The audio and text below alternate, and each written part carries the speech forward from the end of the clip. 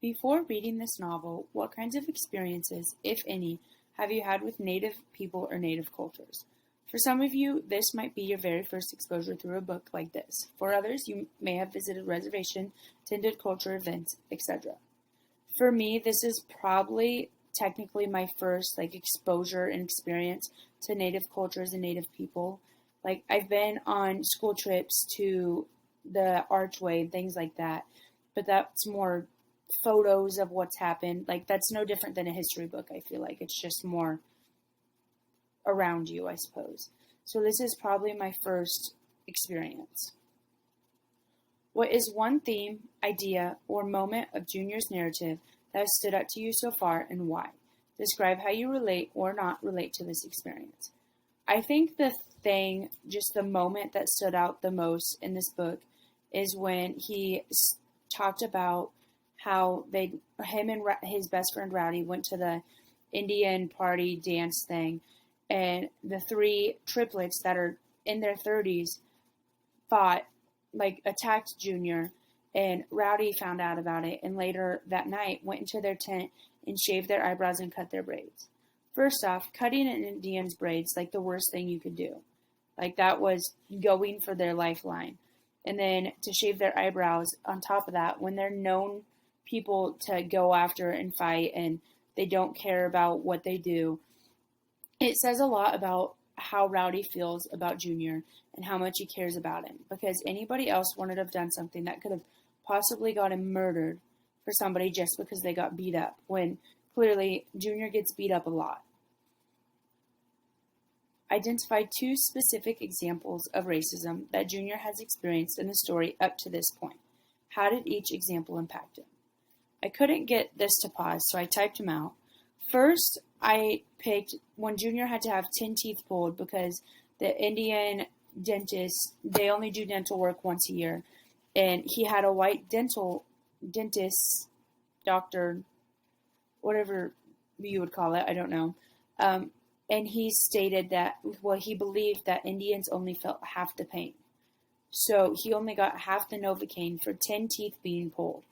And as a kid, going to the dentist is always already traumatizing. And then when it's that much pain, he will probably never have dental work done again because it was the worst experience of his life, most likely. And that's something he needs to do.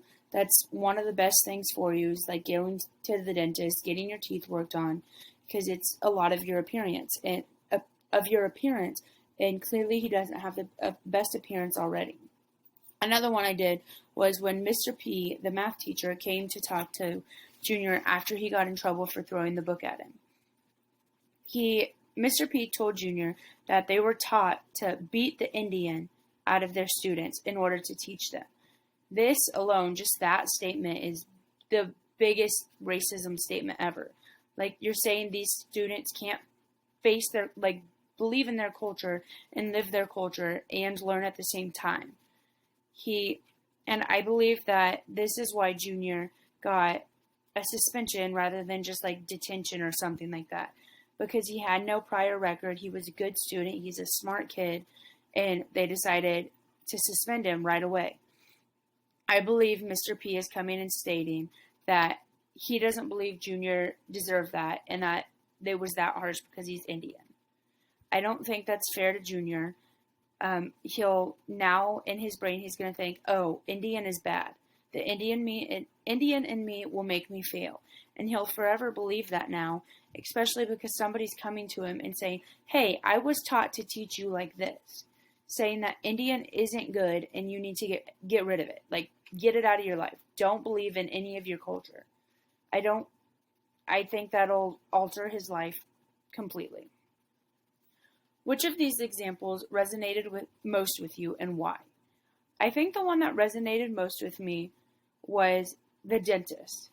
Just because somebody that in the profession that he had to go to college, he had to get his PhD, he had to get his doctorate. He looked at somebody and he said, because of your race, you don't feel pain and you're not getting the medication you deserve. How does he get to make that medical decision based off what he believes and not what's actually the science behind it?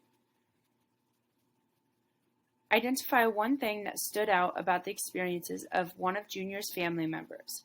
His parents, his sisters, his grandmother. Why? The thing that stood out to me most about his family was his parents not going and doing something when they were smart.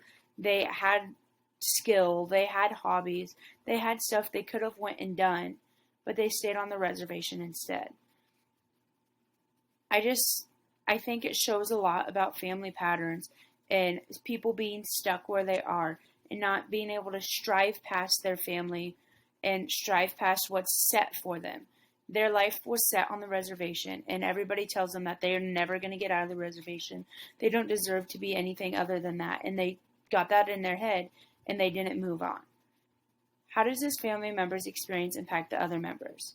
Well, on the same basis, now their kids believe, oh, I'm going to be on this reservation for the rest of my life.